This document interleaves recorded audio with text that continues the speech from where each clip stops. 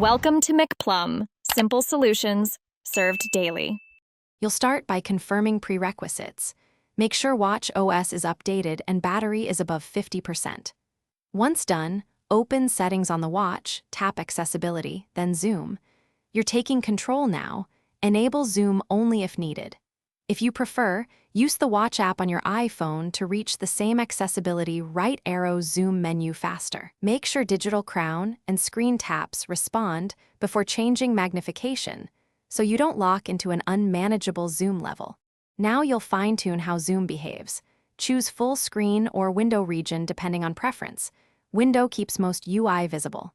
Reduce maximum magnification to a comfortable percent and practice zooming with the digital crown so you understand sensitivity. Toggle follow focus so the view tracks input or stays fixed. Disabling it helps if the interface jumps. Adjust the double tap with 2 fingers duration so you can reliably toggle zoom. Test each change immediately to confirm it feels natural. To finish, learn recovery steps in case zoom gets stuck. First, try a quick 2-finger double tap to toggle zoom off.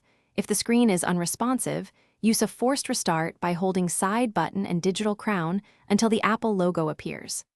Make sure to test normal navigation after reboot. If the problem persists, unpair and repair the watch via the iPhone to restore default settings. This resets accessibility configurations. One key troubleshooting tip. If you can't operate the watch, use the iPhone Watch app to adjust or disable zoom remotely. Thanks for watching. Stay juicy and subscribe.